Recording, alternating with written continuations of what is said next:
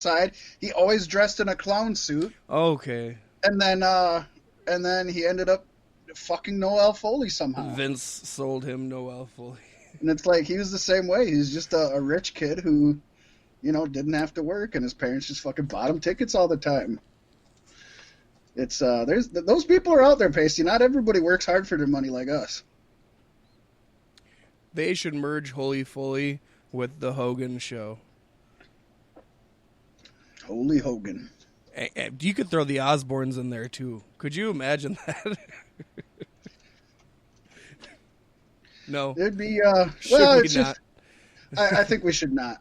The Osbournes was fun for a while, and I ain't gonna lie, I watched Hogan Knows Best, even though it was pretty bad. It was still fun just to see Hogan and Brian Knobbs fuck around and piss people off. That's all I wanted to see. Simple. And then Holy Foley, nothing. I think I made one episode in. I didn't watch any. I think you said something about it, and I was like, okay, that's off my radar. I maybe got one and a half. I didn't watch Legends House, and that was like one of the first things that WWE Network was used for. I loved Legends House, and I really wish they'd do another one. That was super fun for me. And since we're plugging the WWE Network right now, I just kind of want to mention, this week I kind of went through on my free time and dug up their hidden gems section, and I've been watching a lot of old school 60s, 70s wrestling. Watching an old Harley Race versus Ric Flair, Great Kabuki versus Bruiser Brody in the cage. That was a pretty badass one. If you're a fan of the old school wrestling, I recommend you go to In Ring, you go to Featured, and then go to... It's hard to find. It took me a long time to figure out where to find it, but it's In Ring, Featured, and then Hidden Gems, and they've got hundreds, honestly. From new stuff like dark matches that are only a couple years old. They've got FCW stuff from when a lot of the, wrestlers were in FCW, the Shield and John Cena and stuff like that. And then they got really old 50s, 60s stuff. So whatever you like, they got it. Hell yeah.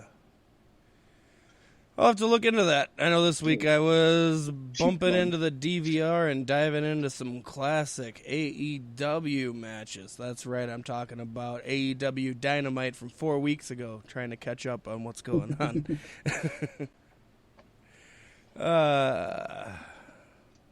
And then I watched Smackdown in the Thunderdome. Thunderdome. But let's send this thunder home, Fat Mac, as we dive into This Week in Pro Wrestling History, brother. Well, Pasty, this week in Pro Wrestling History, IWA Mid-South presented an IWA fairy tale, The Hero versus the Dragon. Now, this is a cool one because you're going to recognize a lot of names from around the circuit now that are still making noise. Not the first bunch. Some of you that are into independent wrestling will know Icarus. He got defeated by J.C. Bailey. Flew too close to the sun on that one. He did. He flew a little too close to the sun. Great reference, Pasty. Gotta get a little history lesson in there. We had a no DQ. Trick Davis defeated Ryan Boz. The IWA Mid-South Light Heavyweight title was on the line when Jimmy Jacobs defended it against Delirious. That, of course, ended in a draw. Scrap Iron Adam Pearce defeated Justin Cage. We had a tag match that had Chad Collier and Nigel McGuinness beating BJ Whitmore and Danny Daniels. The resident Beefsticks PBR chugger Eric Cannon defeated Homicide in a 16-minute match. Want to go back and watch that one. Hell yeah. Ian Rotten versus Steve Stone ended in a no contest. We seen CM Punk defeat B-Boy in a 20-minute match.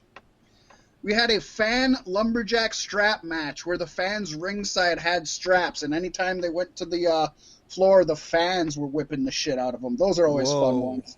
We've seen Madman Pondo defeat Toby Klein.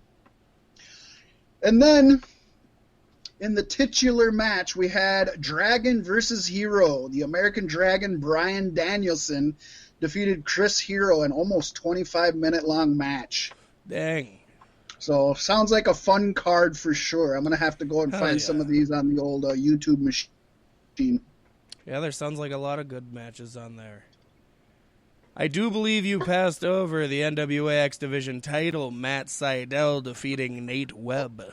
How in the hell did I do that? I don't know, but I didn't want to cut you off. I just figured I'd pop it in at the end. I appreciate it. That's right. That was in there, the NWA X Division title.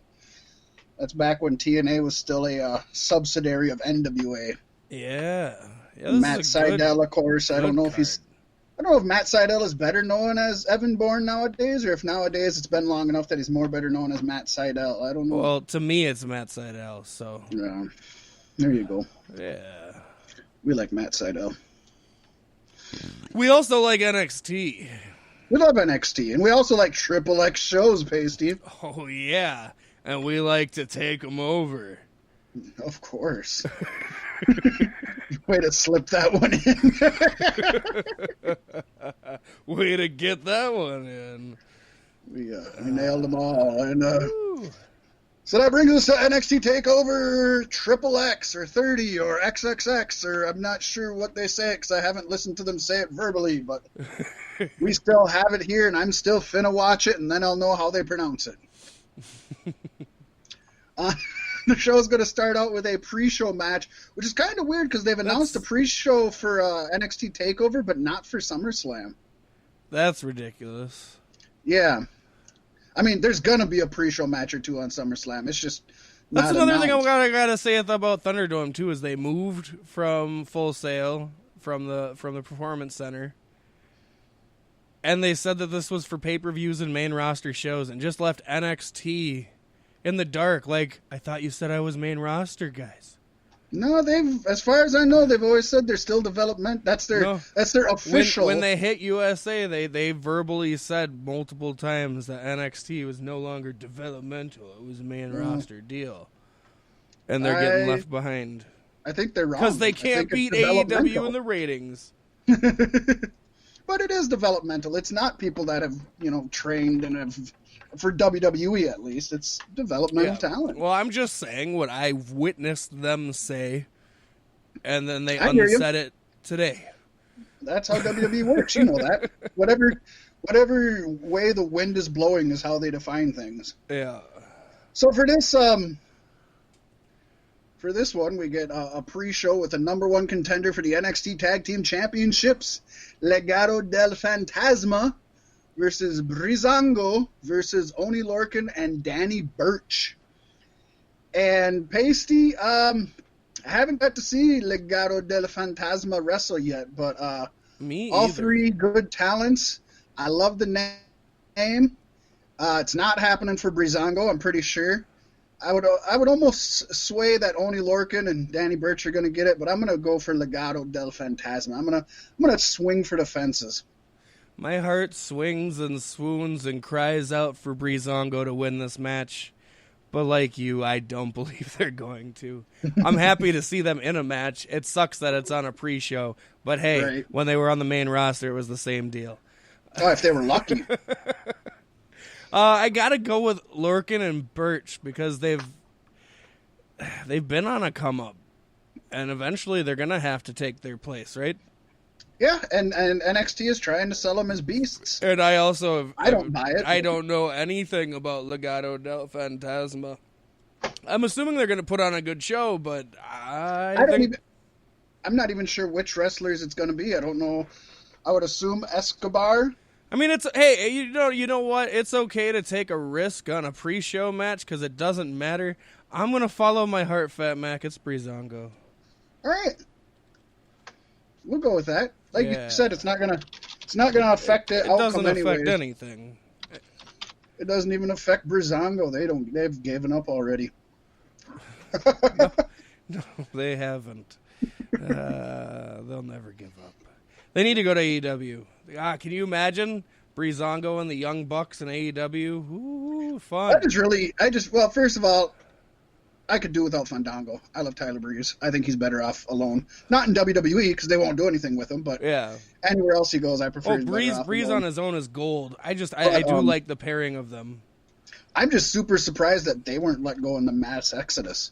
Right. I don't know how they kept their jobs. Well, I guess they're probably training for the performance center and stuff. You know what I mean? They're pulling extra duty for NXT. I'm sure. Maybe. I have no idea. And then we got the first match of NXT Takeover Triple X. Adam Cole takes on Fat McPaffey. Man, I'm glad this is the first match because I'm glad I was worried it was going to be the last match. This feels like WWE, and that bothers me when it comes to NXT Takeover. I hate it. And Fat McPaffey's going to win because this is WWE. They're not main roster, but they're going to treat him like it when it hurts. I mean, I'm definitely not a Pat McAfee fan. I don't think he belongs in WWE, but maybe he does. I know you got your little boner for Adam Cole. Yeah, and I feel like he has to lose this, though, to shed the Undisputed Era so he can rise on his own.